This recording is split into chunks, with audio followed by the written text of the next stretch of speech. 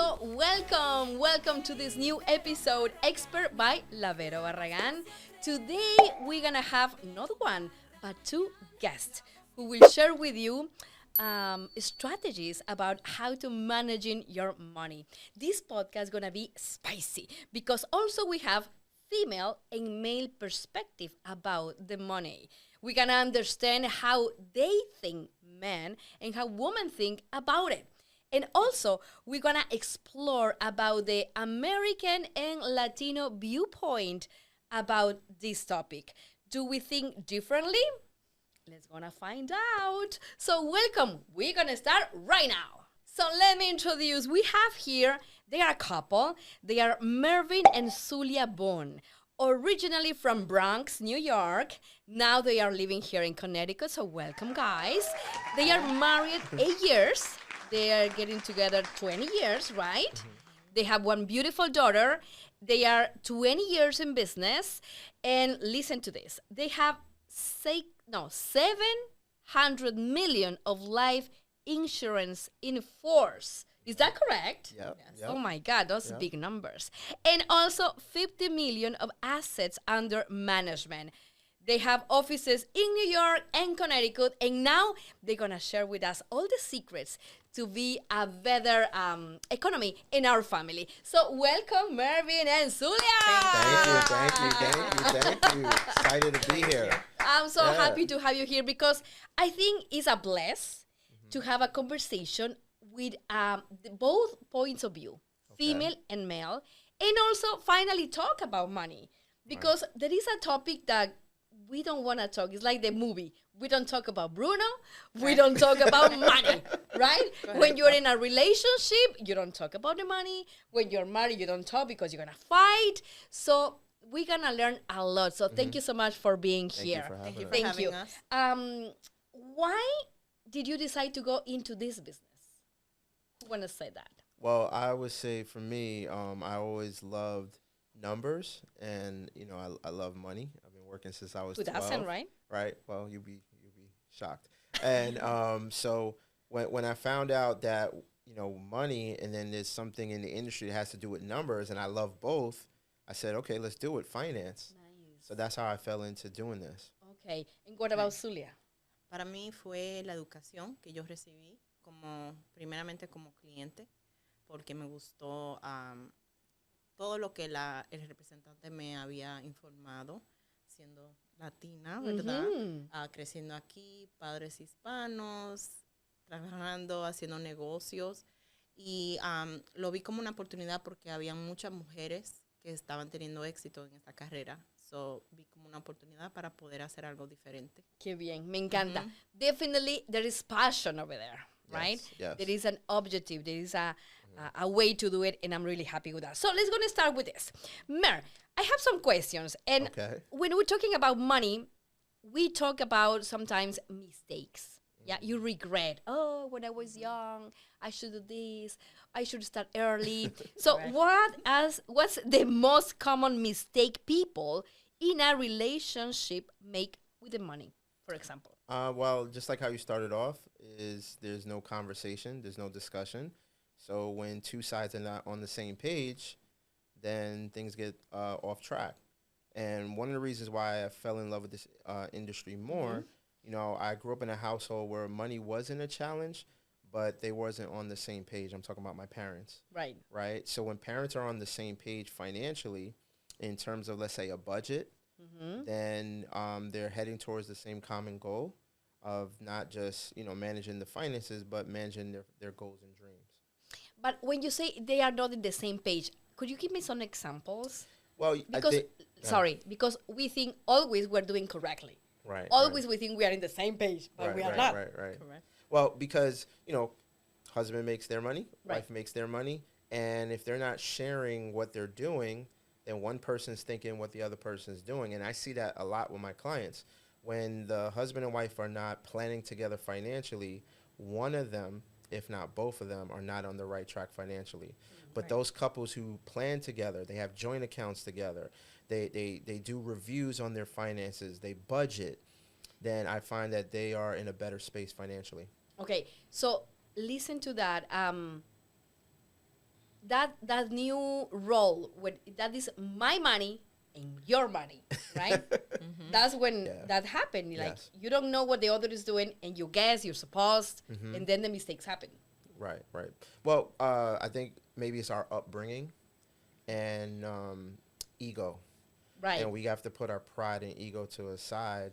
If, you're going into a relationship, so you're going to a relationship based on trust, correct? Right. Right. You're getting married and you're giving those oaths. So there has to be that trust when it comes to money. I think that just makes sense. You think this conversation has to be made before to get married, before to live together? Yes, it should be, so you know what you're walking into.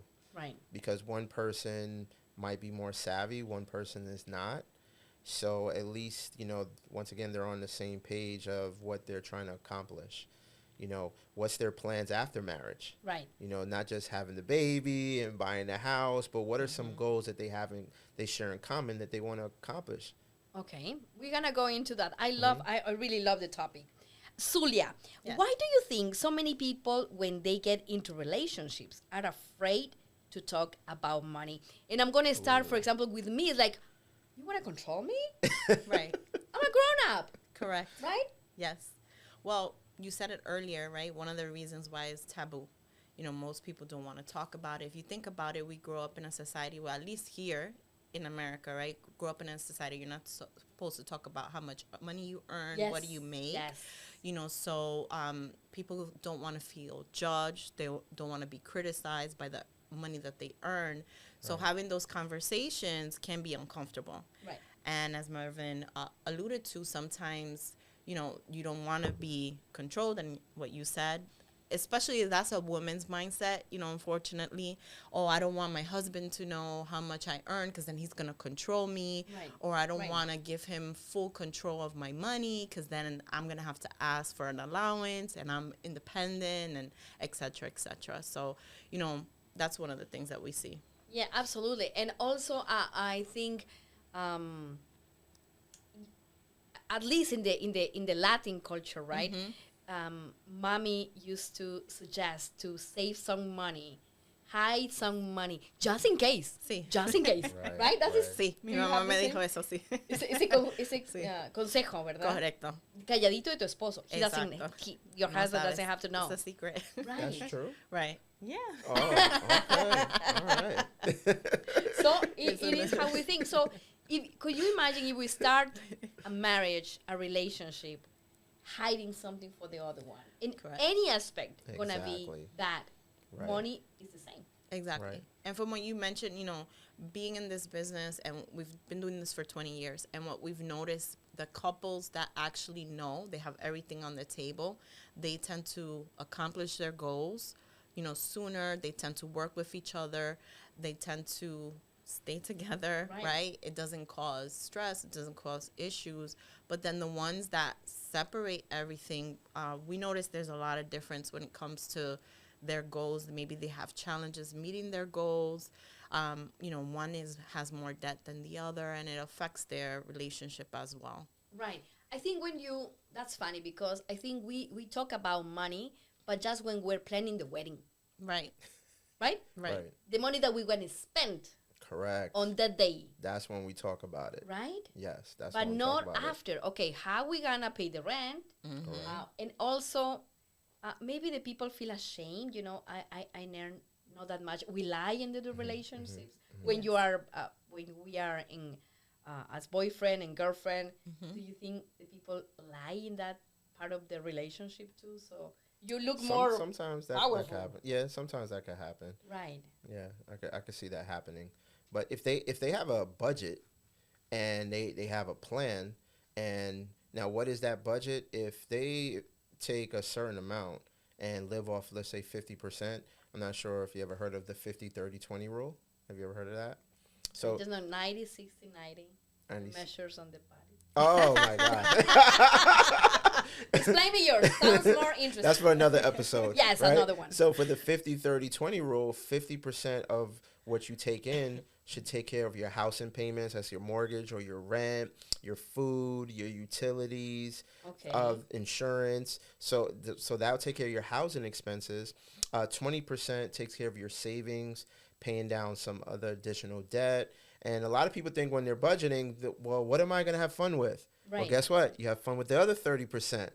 That 30% is good. It's a lot. It's a lot. You get to dine out, travel, entertainment. So if that couple or that individual is planning together, or they have a budget and a plan, not just to spend, Right. but to save towards something, they could get that accomplished. Let's gonna talk about a week. Let's gonna put this in numbers. Okay. So as a couple, you earn, I don't know, 1,000 and I did 1,000. So we have 2,000. Okay. How you manage with numbers the theory that you're saying? Well, you you look at your overall situation. Right. Of course, you don't want to spend more than what you have, Right. but you want to set aside each person 10 to 20% on a weekly basis, right? So 10 to 20%, compounding will give someone financial independence. And that's what we all want. And because you want to have different types of savings. Talk about saving for a wedding, saving for a vacation, saving for your first house, maybe saving for a business. Right. So you want to have savings for that, but then you want to think about your long-term future. What about setting up your kids for college? So those are the things that has to be thought out and talked about, and have to have an objective towards accomplishing that. That sounds really practical to do it. And that's why we gotta learn. Zulia, problem. what are a couple the do's and don'ts when it comes to debt? Right. The scary Especially debt. especially, I'm serious with the credit cards. Yes. As a Latinos, in our countries, it's not easy to get a credit card, right? Okay. And here, they offer you credit card everywhere. You feel so important, Right. You feel like I'm powerful. What do you think about this? Well, one of the things is, of course, starting out with honesty. Right. Being honest and just showing your cards. These are the habits I have. What are the habits? Because habits is what keeps us behind. Like, I remember one of the things my dad used to always do every Friday, like clockwork, he would go to the grocery store and he would buy lotto tickets. And if you think about that, he's using the disposable cash, what Mervyn mentioned, right, for the household. So now if he's using most of that cash, then he's going to have to use the rest on credit cards, right? So then we get used to doing those things. So being honest on what our habits are, what do we like, what do we don't like. Another thing, I know it's taboo, again, that word, but living within our means. Like Mervyn mentioned, if you follow that principle, you could still do the things that you enjoy without living above your means. Right.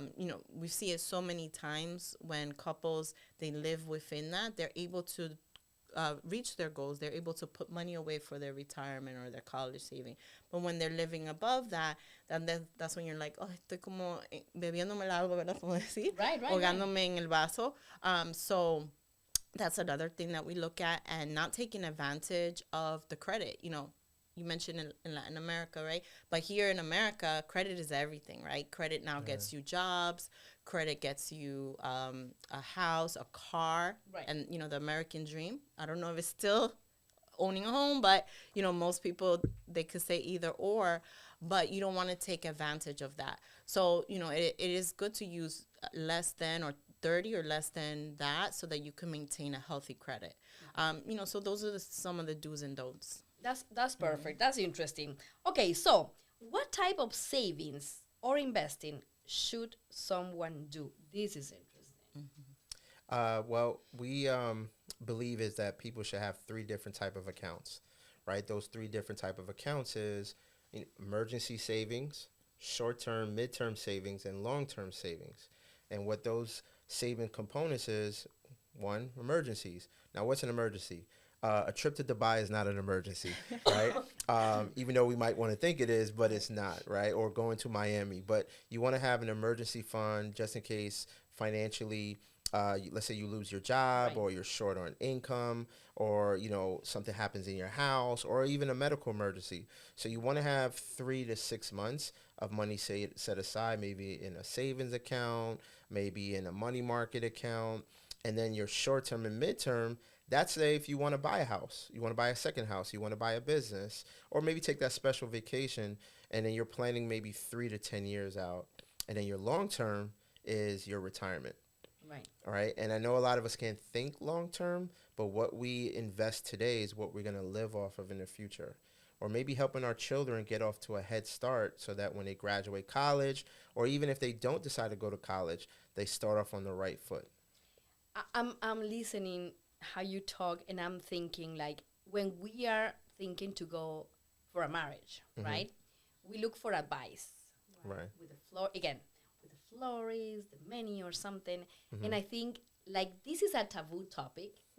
We should get a financial advisor Correct. to sit with us Correct. and to teach us Correct. and to be like a judge, Yes. like Yes. an impartial judge who gonna help us Yes. to try to build our future about finances. 100% agree right? with that. We should. Okay, so let's gonna keep learning about this. What is the difference between saving and investing? Okay. So savings, of course, pretty much have no risk. You put in money in the bank, but it's short term. Right. You're going to need that money, so it's liquid. Right. You could just go to the bank, ATM, go to the teller. Investing does have risk, but it's for the long term. So you can afford that risk. And if people understand how investing works, historically investments have averaged over 10%. So it allows your money to grow on average every 6.5 to 7 years. So let's say, for instance, if someone had $10,000 and they want to put it away for long term, that $10,000 will double, double every 6.5, 7 years. So let's say over 30 years, that money would have doubled 4+ times. But people think that's 40,000, but it's not. It's more. It's more. Right. With It's the interest. compound interest. Right. See, we talked about credit cards before. Right. You see, the reason why a lot of people fall into credit card debt because credit card companies and banks want us to be in debt. They don't want They charge us. and they charge the interest. Oh my God. So there's someone By getting hour. Yeah, by the hour, right? So someone's making that interest. So when we're investing, we can make interest for ourselves. So that 10,000 invested can grow to let's say 7 years, 20,000. 7 years after that, 40,000, 80,000, 160,000. But if you have it in the bank, that 10,000 is going to probably double every 24 to 70 years. Yes. Yeah. I'm leaving that. Right. My husband was explaining that today. He said we have to change to have it in a bank, to have another option. Like You want to have options. Correct. yes, that's what an advisor, financial advisor said.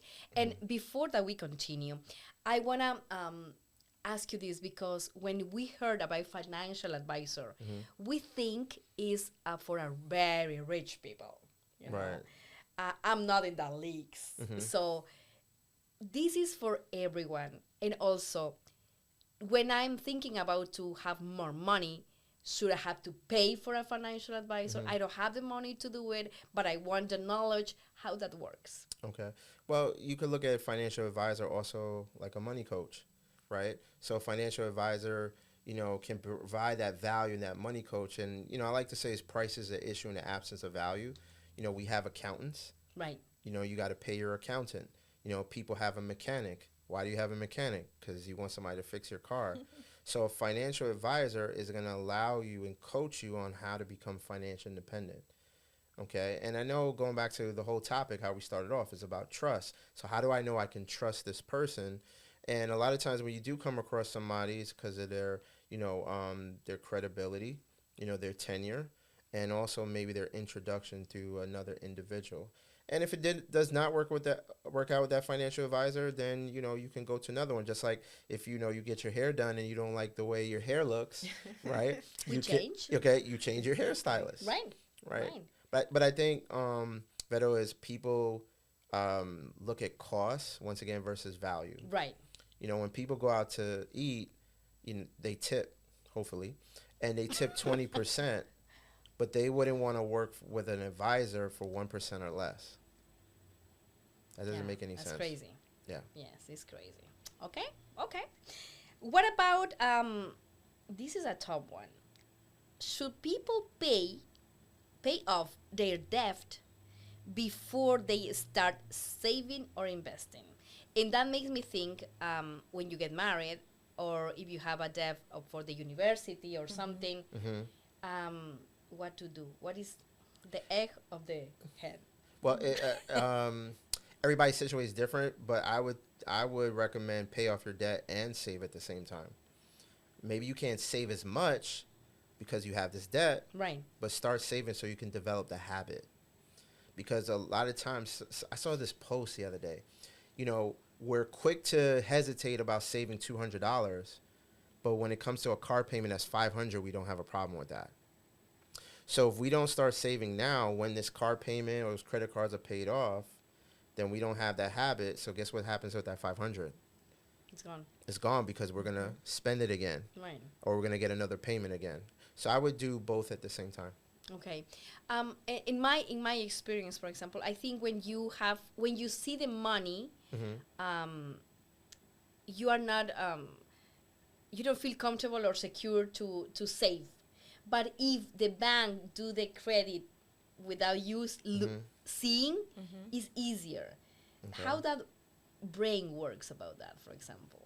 I think if you see your money working for you, Right. and I wouldn't recommend looking at it every day. I mean, that's up to you. But when you see your money's working, then you get excited about that. You see progress. Right. Right? So when you see progress, that would motivate you to start. And someone can start small, $25, $50 a month, and they can start to see their money work for them. Yes. If people actually understood how investing works, everybody would do it. So, talking about that, start. Right? Start with something.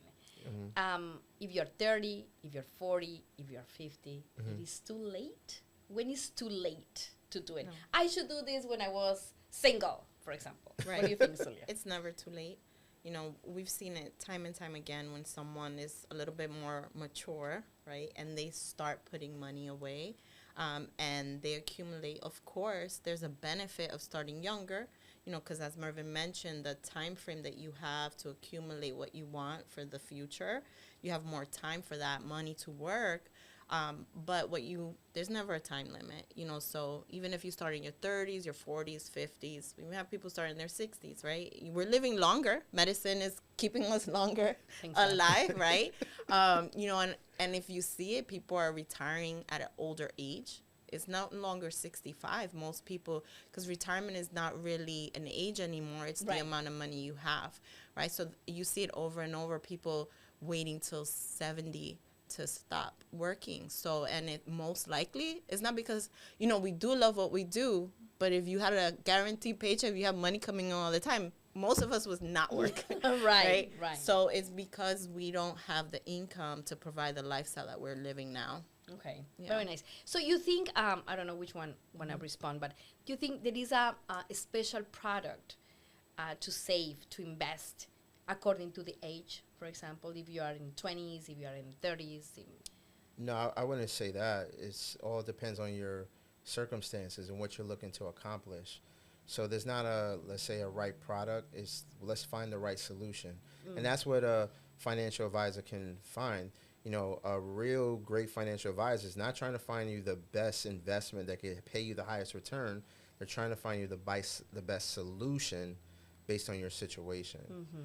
But if somebody wants to start and putting away money through investing, you have mutual funds, you have ETFs. And once again, if people understood how it works, so just as a quick example, what kind of phone do you have? iPhone. You have an iPhone. Who's your service provider? T-Mobile. T-Mobile, okay. Have to pay. All right. And you drive, Yes. so you get gas. Yes. Do you ever buy anything on Amazon? Yes. Do you use a debit card? Yes. Does it have a Visa or MasterCard logo? Visa. Visa, right? Sometimes does UPS deliver it? Yes. Do your kids watch any Disney channels? No. No? Okay. But does your husband watch sports? Eh. Right? He maybe watch ESPN. Okay? Okay. That's owned by Disney. So why am I asking that? These are companies that are in the market, and we use them every day for our everyday lives. So why don't we invest in them? Because if we trust them and use them. I like it. I was like, where are you going to with this? If we trust them and use them to make up our daily lives, why don't we invest in them and make money with them? And that's how investing works. And mutual funds and ETFs allows you an affordable way to start doing that. Yeah, you're talking about stocks and that. No, not stocks. You can do stocks, But there's ETF stands for exchange traded funds, and mutual funds is you own individual stocks, but it's managed by a portfolio manager. So that's why it's affordable for you to start doing one of those two, because going back to it, people think, with stocks, and it could be expensive because one share of Apple could be over $200. And you don't. I like to watch and see. Oh, that's so interesting. So I should buy now, but I don't know where to start. Right. It's So that complicated. ETF or mutual fund will own a small portion of Apple, and then you have a professional money managers that manage it, so you don't have to do the thinking. You just trust them, and they do it for you. And these people have 25, 40 plus years of experience, and they manage billions of dollars. And what you say is funny because we can trust, I don't know, La a vecina. psycho who's gonna read your future, right? Right. You go and trust, right? Correct. And then you say, I don't know about finances. Yeah. But, they have a track record. And if you sit down with someone, they could show you this is not just, theory of what I'm saying. Look how it's done year by Right. year. They have a like a report card. So you can see that, The this is records. good. Yeah, the records. Right. And the records show that this is a good investment, and, you could get involved in it. Very nice. Yeah. Let's gonna keep with this. How can someone plan for tomorrow today? And I think here it depends which stage of the life you are, right? Yes. Your tomorrow can be the university, right? Your tomorrow can be, I don't know, to buy the house, a car, Yes. a retirement. What do you think? When it comes to that, just like you said, depending on their situation, people walk their children to school, but do you have a plan to walk them into college? Do you have a plan that, what if you can't walk them to school next week because unfortunately you're not here and you pass away? So planning for your future, whether college savings, but planning for tomorrow is the thing that a lot of people don't want to talk about, which is our demise, which is life insurance or a will or a trust, right? And life insurance is not designed to make people wealthy, but it's designed to replace someone's income. Right. Like, Vedo, if I ask you a question, let's say, okay, let's say if you talked about 1,000 a week, Right, so that's 4,000 a month. right. So if we took 40 $100 bills and we put it on top of the table, okay, that's $4,000. If I take one of those $100 bills and it could insure the 4,000 a month to come in every month, do you think that's smart? I think it's something, right? Right? That's life insurance.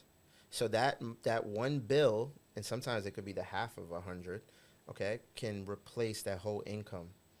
And that could take care of your kids. That could take care of the mortgage in case the person dies prematurely. Yes. And talking about that, we found we were scared with my husband about this, right? Because you don't want to die, of course.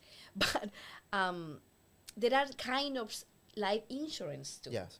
There's one, I don't remember the name, but I want to share with the people that is watching us because I think it's interesting, was new for me, that there's one with a certain time. You accompany your kids until they go to the university, for example. Okay. Right? So they are secure the university if one of us pass away or something. Okay. Okay. That's a kind, it's not just like forever, what you plan with the numbers of the years, for example. Yes, and that's where it goes back to planning. Right. So you want to lock in something when you need it. Right. Like if I stop driving right now, do I need car insurance? Yes. If I'm not driving? Oh, if you're not driving. No, right? If I don't have a car anymore, I don't need car insurance. Right. If I don't own a house anymore, I don't need a house insurance. So if I get life insurance to protect my children, my house, or both, I'm going to need it for a period in my time. Right. Right. So during that period of time, I'm going to be paying at my house. My children's getting older, but the most important thing is I should be saving and investing. So when I get older, I can live off of what I invested. Yes. And if you're thinking, and the people are watching us, they are thinking to plan about their retirement. Yes. What is a good advice about this? How to start? What So to do? how somebody would start is we would have to find out what's your FIN number. FIN stands for Financial Independence Number, and everybody's number is different. And if I was to ask you, how much money do you think someone needs to have saved in order to be financially secure? Wow. If I told you that number was $1 million, would you think I'm crazy? No. Okay, all right, good. Because most people need anywhere from $1 million to $3 million to be secure for the rest of their life.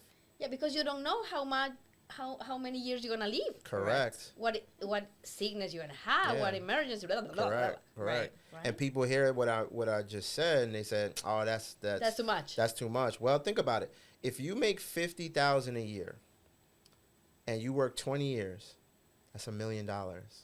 So now you stop working at 65, and you live 20 years. Don't you need $1 million? Right. That's why you gotta have $1 million plus saved. You see, it's safe to talk about the money. It's safe. It's safe. We learn. That's why we're doing this, talking about it, learning, showing us vulnerable to, Yes. like it's Correct. okay to don't know. Right. Correct. It's okay correct. to don't know. It's okay to make mistakes, but it's okay to take control too and try to learn from the people that knows more than us. That's Correct. the thing. What's the best financial advice you've ever received? Dun dun dun.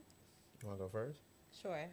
Well, for me, it's more, sometimes we look up to people, and it doesn't necessarily mean that they have success in the area, because I don't know about you, but I have like certain family that is considered financially successful, Right.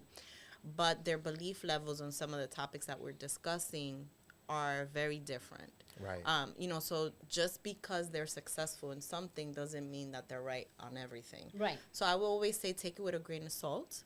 And, I'm not going to say neglect what they're saying, but do your own research. Like find out, take time, understand things yourself. Because one person's experience doesn't mean it's going to be your experience. Mm-hmm. And when you start talking to people exactly, when I have conversations with people, what they did and all that stuff, you'll notice that certain things that they did created those results, and that's why that occurred.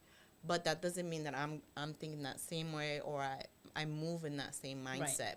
And I think sometimes we just take people's face value because we put them in a pedestal and we think they're right Facts. about everything. So we should take their advice to not move forward with our own personal finances. Okay. Makes sense. Makes absolutely sense. Oh, I'm gonna keep it simple. Pay yourself first. Yeah. Because when we get paid, what do we think about? We think about, I got to pay my cell phone, I got to pay my rent, I got to pay the car, I'm going out tonight, I got to get a new outfit, but we don't think about us. Right. So you got to pay yourself first so you can get ahead in regards to winning the money game. So, And what is the best advice that you have ever received? pay yourself first, right? Because, a lot of people, if they don't, they live paycheck to paycheck. And if they don't take care of themselves, nobody's going to take care of you. It's like, when you take a flight and they're giving you instructions. In case of emergency, even if you have your child with you, who should you take care of first? You, Right. so you can help others. So if you don't pay yourself first and take care of you first, you can't take care of other people, and you won't take care of yourself in the future. But I think it's nice how you propose this. Uh-huh. Taking care of you. Yeah. That means to save. Right. Right. Right? Right. Because we think, it's a punishment. Oh, Correct. yeah. Yeah, Right. why have to save? It's like a punishment. And like you're saying, as if you save, you're thinking on you Correct. for the future. Right. And a lot of people don't think about themselves. Sometimes outside of money, we got to take care of ourselves, whether for women and us guys, taking care of grooming ourselves, Right. massages, spas, trips. If you don't take care of you, nobody's going to take care of it. It's okay for a little bit for us to be a little selfish. Right. Yeah. But you need to be practical too. Yes. I like that. Yeah. We are not getting younger. Right. No right. one. No Right. one is getting I don't younger. know about it. What are you talking about? So we need to plan the future, right? Yeah. We have to. Okay. Right. I'm so young. I don't know what I'm talking about this. Well, how can someone plan talking about the future? How Okay. can someone One plan of for the future? things that we show people is how to have a roadmap right? We call that a financial needs analysis. So it shows you like a snapshot of where you are, Okay. but also what are your goals? What do you want to accomplish? And then working with us throughout the years. You know, it's not just one time and done. It's a process, right? So it's just making sure that you reach those goals and dreams. And when you see what you want in paper, it's like, okay, I got to take this serious and I got to make adjustments. And, you know, you'll enjoy the process too. It's a lot of fun. Yes, it's a map. Yes. Very nice, yes. Yeah. So just to add on top of that, that was awesome, Zulia. That's where that relationship, the advisor, you know, the financial advisor at the end of the day is holding you accountable. Correct. But they're holding you accountable to what you said you want. You know, and if you don't see what you're doing or the mistakes you mentioned earlier you're making, they can help make that adjustment. Just like, you know, you go to your doctor and your doctor does a general checkup. That's why it's not a one-time thing with us. You know, we want to establish years of relationship so you're heading towards the right direction. But if you're not doing something right medically, the doctor is holding you accountable, making the recommendations. Right. That's what a financial advisor is going to do. That's priceless. Yes. And we have this option here, you know. I don't know how long you are doing for 20 years in the business, but now it's more common to try to plan about money, you know. It's not like God gonna, Dios proveerá, no, in Spanish. God gonna take care of us. No, now we have to be responsible and think about us. Yes. And I'm so happy because we are having both points of view, right? The American and the Latino. But in this point, as a Latina, a mí me gustaría compartir con Zulia, ¿cómo ves tú el mundo de los latinos en cuanto al dinero, verdad? Es decir, creo que hemos avanzado mucho generación tras generación. Correcto. Y hoy por hoy los latinos estamos en una posición en la que tenemos mejores accesos a trabajo, mejores ingresos económicos, y por lo tanto tenemos la posibilidad de pensar de una forma distinta con el dinero. No solo pagar y mandar a nuestros países. Correcto. Es el momento de hacer trabajar el dinero por nosotros. Sí, es correcto, ¿verdad? Y algo que vemos, bueno, aquí en los Estados Unidos, nosotros, los hispanos hacen 20% el porcentaje de la población, ¿verdad? Y en 10 años más va a crecer un 10% más. Pero comparado a la cantidad de dinero que tenemos, como dicen el net worth, tenemos como 65,000 comparado a alguien de Anglo-Saxon, ¿verdad? Tiene casi 300,000. Wow. So, es saber la información, sentarse con alguien para poder educarlo y ayudarlo a llegar a esos niveles.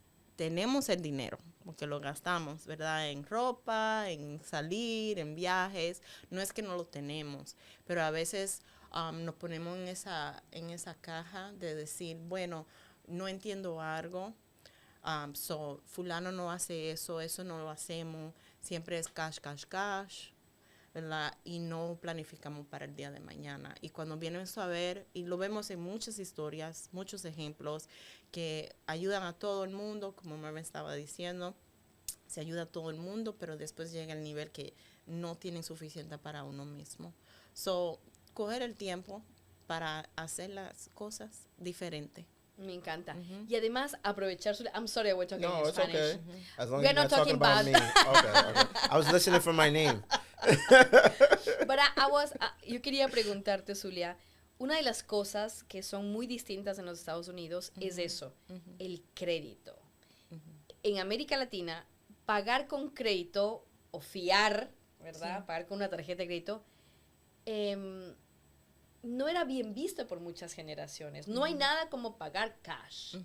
Y aquí, lamentablemente, si tú te mueves solo con efectivo en el mercado americano, se te van a cerrar muchas puertas. Nunca vas a tener para un préstamo. ¿Puedes recomendar a la gente este switch de la mente para poder estar activos en el mercado financiero? Sí, bueno, como le expliqué antes, una de las razones por que yo estoy en esta carrera es por la educación que yo recibí, ¿verdad?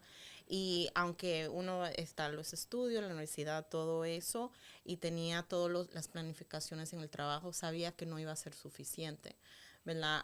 Yo me recuerdo el primer día cuando me dieron el paquete del plan de jubilación. Yo hice lo que hacen la mayoría. Le pregunté a mis compañeras, ¿qué paquete, qué tú vas a hacer, qué va a ayudar? Ayúdame a escoger este plan, no sé nada de esto. No hay nadie que nos puede guiar, no puede hablar, porque mis padres no hacían eso. Mis padres tenían un negocio, mi papá todo era cash, a mano, movimiento. Mi mamá en realidad nunca nos educaron de las inversiones, de Claro. cómo el dinero se No mueve. era algo con lo que crecimos, es verdad. Exacto. So, es cambiar esa mente. So, tuve, como digo, los latinos somos fuertes en decir educación, educación, pero vemos muchos niños, están educados, tienen la educación, los papeles y las becas, pero financieramente estamos actualmente fallando, o peor que nuestros padres, porque nuestros padres no tenían la tarjeta de crédito y nosotros sí. So, entender el movimiento, cómo funciona el dinero, entender todo eso es bien importante. Y hay que aprender. Thank you so much for this break in Spanish.